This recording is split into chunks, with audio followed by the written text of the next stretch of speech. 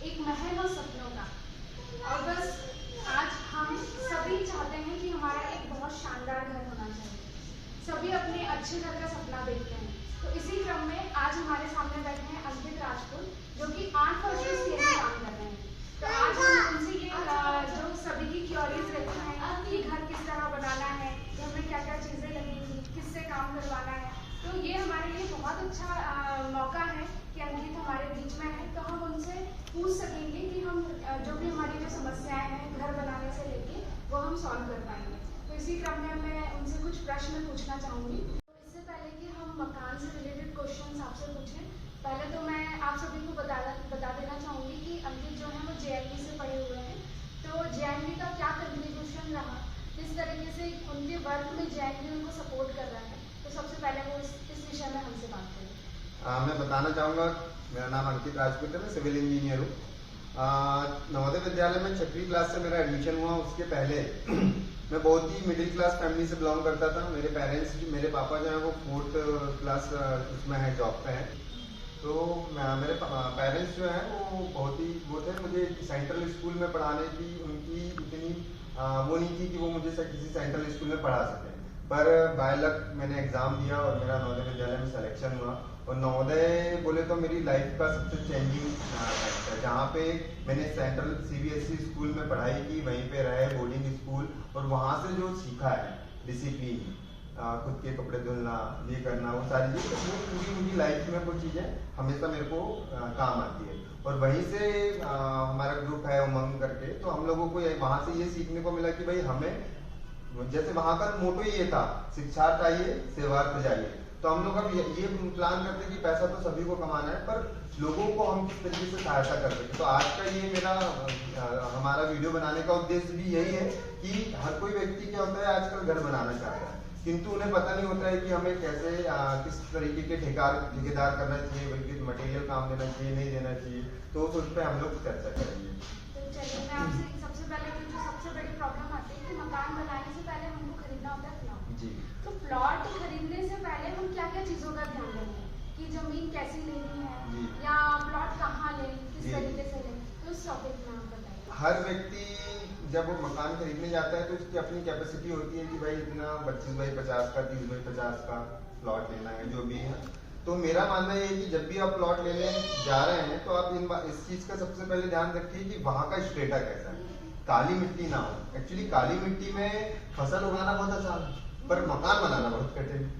वो इसलिए क्योंकि जब काली मिट्टी में आप कंस्ट्रक्शन करते हो तो वो बरसात के टाइम पे गीली होती है और क्या गर्मियों के टाइम पे ड्राई होती है। तो जब आप उसमें फ्लोरिंग कोई भी करते हो, मान लीजिए आपने टाइल्स लगाई है, तो वो सब बैठ जाती है। दूसरा हमें ये ध्यान रखना है कि जहाँ हम प्लॉट ले रहे हैं वहाँ पे प्रॉपर आने जाने का रास्ता है या नहीं, चौड़ा रोड है या नहीं। कल को मान लो कुछ चीज़ें दिक्कत होती हैं कि बीमार पड़ जाए या कुछ है, तो एम्बुलेंस वगैरह आ सके, आग लग जाए, तो आपको ये फायर सेफ्टीज का भी और बहुत सारी सेफ्टीज का हमें उस पर ध्यान रखना है। तो ये हो गया अपना क्या पाथ का।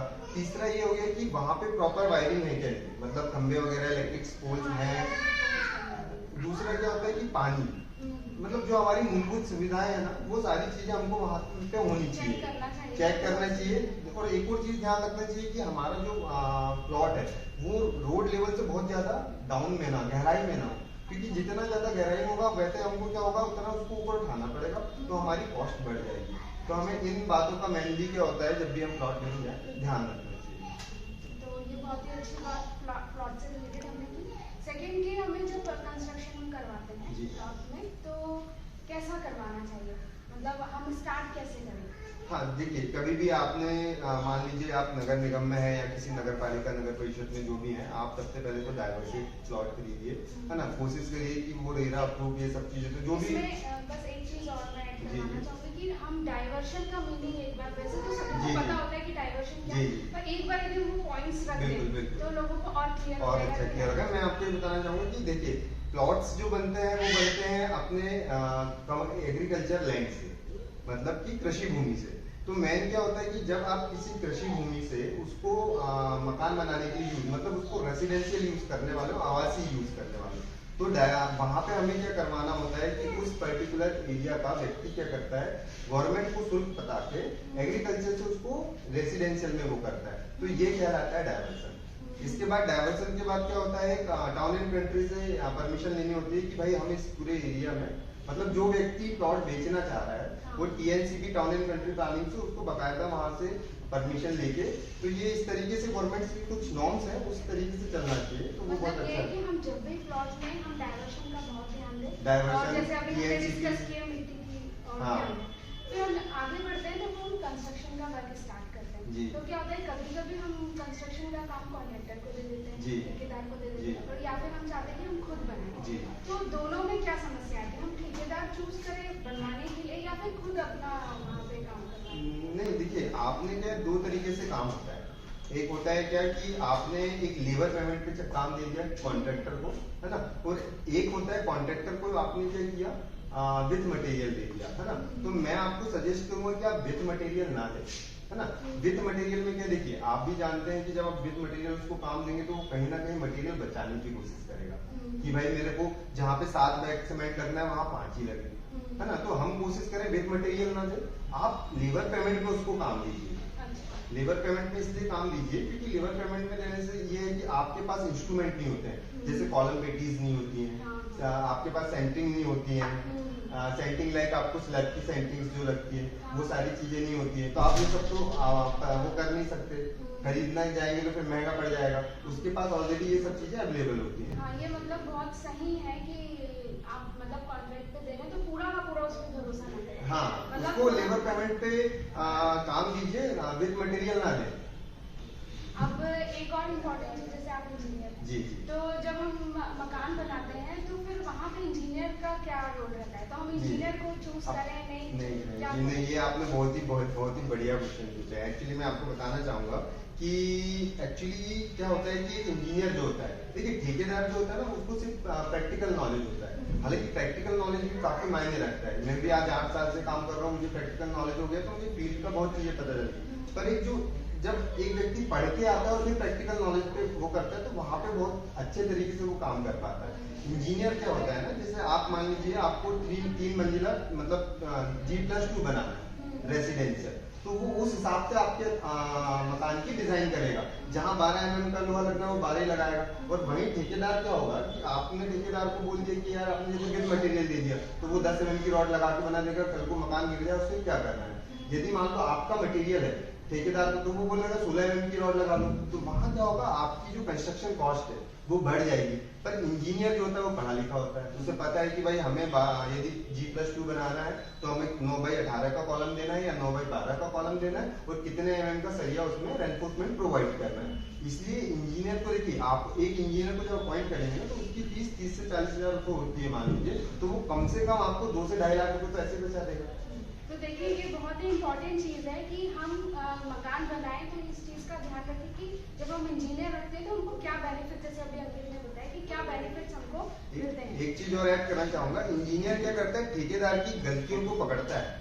इंजीनियर जो होता है वो ठेकेदार की गलतियों को पकड़ता है कि आपने ये कॉलम को थोड़ा तिरछा कर दिया, क्योंकि देखिए आपको उतना नॉलेज नहीं होता है, आप तो पहली बार मकान बना रहे हैं, आप अलग फील्ड से। इंजीनियर ने तो कई मकान बनवा दिए, वो ठेकेदार तो अपनी गलती छुपाएगा, पर वहां पे गलती जो पकड़ेगा वो कौन पकड़ेगा, इंजीनियर, कि भाई आपने ये कॉलम गलत कर दी इसको सुधार दो, ये आपने जो जुड़ाई की ये आपने गलत कर दी इसको सुधार लो, लाइन वगैरह। तो वो इंजीनियर क्या होता है वो वहां पे एक तरीके से क्वालिटी कंट्रोल का काम करता है। ये देखिए बहुत इम्पोर्टेंट ये बात है कि हमें कंस्ट्रक्शन करवाते समय, क्योंकि वही बात है कि प्रैक्टिकल नॉलेज यदि है, तो इंजीनियर है वो प्रैक्टिकल नॉलेज भी उसके पास प्लस एक्सपीरियंस भी है, तो बहुत फर्क पड़ता है मकान बनाने में। तो इसी क्रम में मैं अगला आपसे क्वेश्चन पूछना चाहूँगी, जैसे हम ठेकेदार से एग्रीमेंट करते हैं, तो एग्रीमेंट करते समय हम किन बातों ये बहुत ही सबसे जरूरी पॉइंट आपने, मतलब सारे पॉइंट्स बहुत जरूरी हैं पर ये बहुत ही जरूरी है दीदी, मैं आपको बताना चाहूंगा कि अक्सर क्या होता है लोग काम चालू कर देते हैं, एग्रीमेंट नहीं कराते, फिर बीच में दिक्कतें आती हैं, तो वो क्या होता है कि लड़ाइयाँ हो रही हैं, ये हो रही हैं। तो उन सब से बचने के लिए हम कभी भी एक तो सबसे पहले अपन एक इंजीनियर अपॉइंट कर लें, वो आपको सारे पॉइंट्स बता देगा। तो आपको जो एग्रीमेंट कराना है जैसे आजकल क्या होता है लेबर पेमेंट में जब आप काम दे रहे हैं तो वहाँ पे आजकल अभी जो मार्केट में 200-220 रुपए स्क्वायर फीट से लेबर पेमेंट, तो उससे आप सीधी एग्रीमेंट में बात कर लें कि हमारा सिर्फ स्लैब न पेगा, इसके अलावा कोई चीज नहीं पेगी।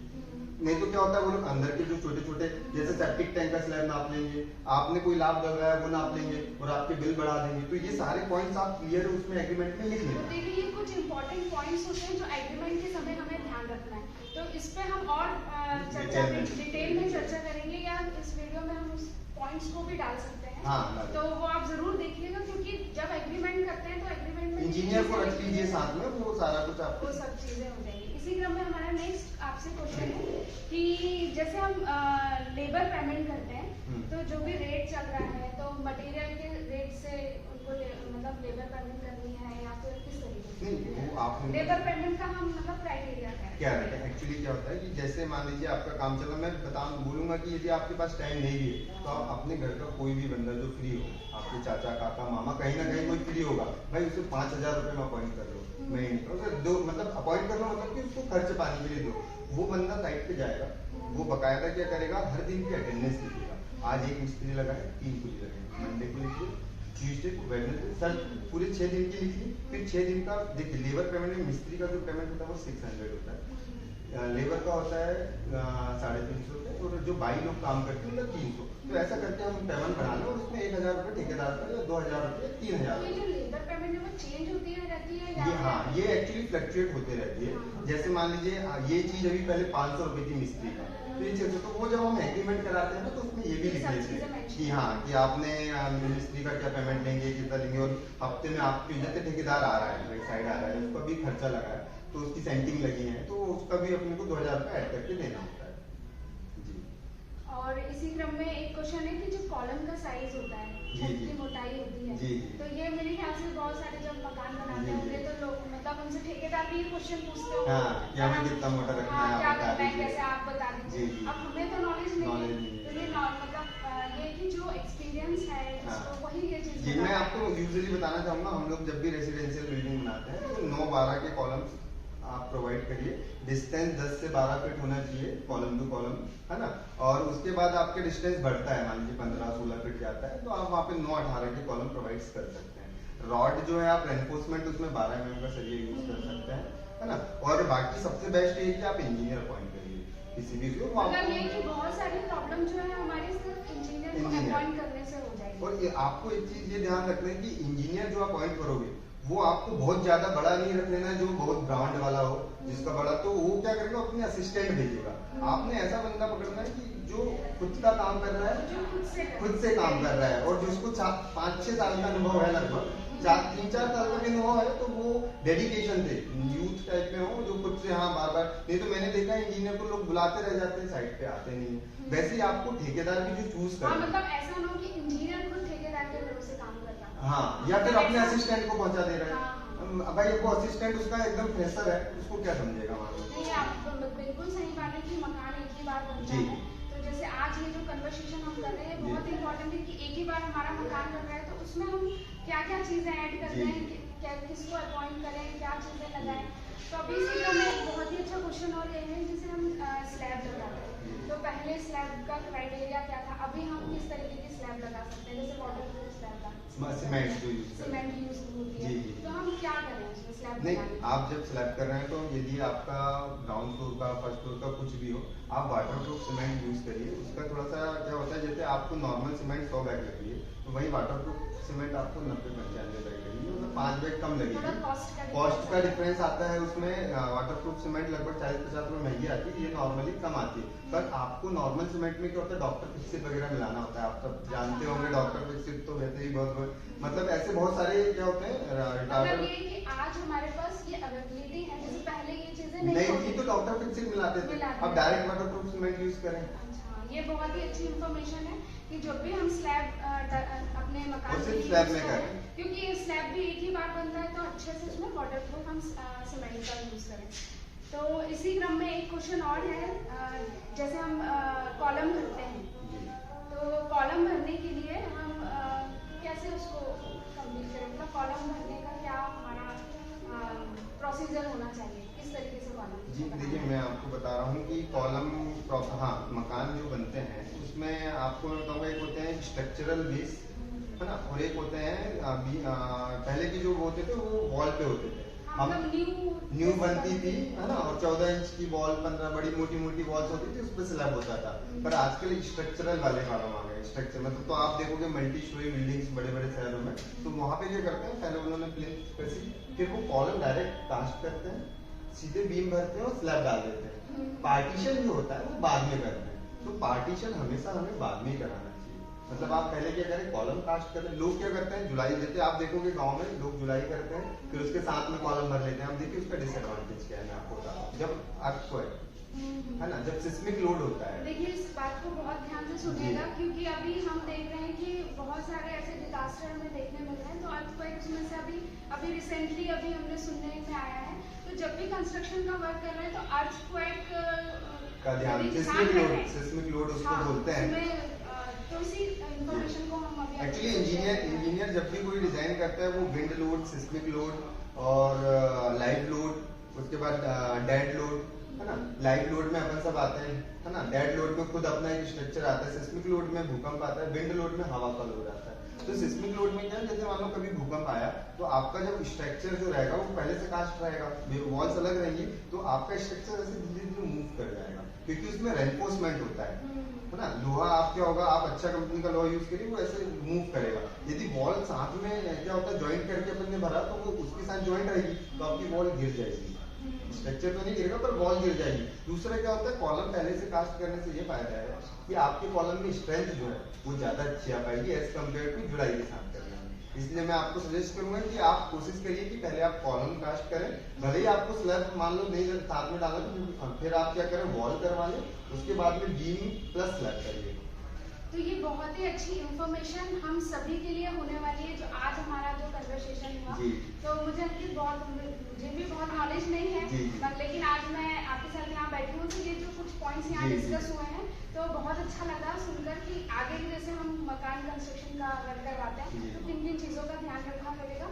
तो ये जो इंफॉर्मेशन है मुझे ऐसा लगता है बहुत सारे लोगों के काम आने वाली है। तो आगे भी हम, क्योंकि अभी मुझे ऐसा लग रहा है कि शायद हम कुछ पॉइंट्स अभी भी कवर नहीं कर पाए हैं, पर हम चाहते हैं कि हम आगे फिर से इस टॉपिक में बात करें अगले वीडियो। हाँ, मैं आपको फिर भी अभी अंकित कुछ आपसे शेयर, मैं आपको एक चीज बताना चाहूंगा कि मतलब आप चैनल को लाइक और सब्सक्राइब करें, और उसके बाद आपको जो भी चीजें लगती हैं, मान लीजिए कोई भी पॉइंट्स पे आपको लगता है कि जानकारी लेना है, तो आप कमेंट में हमें लिख के बताइए, तो हम लोग बकायदा उस पर अलग से फिर उस पर्टिकुलर पॉइंट्स पे, क्योंकि सिविल इंजीनियरिंग एक वास्ट सिलेबस है। आप हर एक पॉइंट पे बहुत सारी चीजें होती है, प्लिंथ पे काम होता है, इस पे होता है, बहुत सारी चीजें होती है, तो आप पर्टिकुलर आप हमें कमेंट करके बताइए, तो हम उस पे वो करेंगे। आप चैनल को लाइक सब्सक्राइब करिए, और दूसरा ये कि आपको कहीं भी लगे तो आप यदि इस चैनल के माध्यम से मैं दीदी के माध्यम से आते तो मैं आपको फ्री एडवाइस दूंगा। देखिए ये बहुत हमने ये सब डिस्कस किया, और पर अब ये बताना चाहेंगे अपने दर्शकों को कि हम जहाँ पे बैठे हुए हैं वो भी एक नवोदय के ही स्टूडेंट हैं, जो दुर्गा प्रसाद मालवी करके हैं, उनका स्काई हाई करके छिंदवाड़ा का रेस्टोरेंट, और काफी सुंदर रेस्टोरेंट है। हाँ, ये आप देख सकते हैं लोकेशन, हमको यहाँ इंटरव्यू करने में भी बहुत मजा आया है, कंफर्टेबल है, अच्छे से हम कर पाए, वेंटिलेटेड है, और क्योंकि रूफ पे है तो और थोड़ा एटमॉस्फेयर बहुत गर्मी के टाइम पे तो बहुत मजेदार है। और यहाँ पे नवोदयंस के लिए और बाकी सभी के लिए भी डिस्काउंट भी रखा गया है। नवोदयंस के लिए खास 20% के जो है लगभग डिस्काउंट रहेगा। तो जब भी आप कभी यहाँ से गुजरे इस रेस्टोरेंट को जरूर विजिट करें। टॉपिक से रिलेटेड कंस्ट्रक्शन वर्क में आपको दिक्कत आती है तो आप प्रॉपर हमको कमेंट में भी भेज सकते हैं। तो यदि कमेंट में हमें आता है कि हमें घर बनाने में ये प्रॉब्लम आ रही है, तो आगे जो हमारा वीडियो आएगा वो उसी टॉपिक पे आएगा। तो इसी के साथ हम ये सेशन एंड करते हैं। Thank you.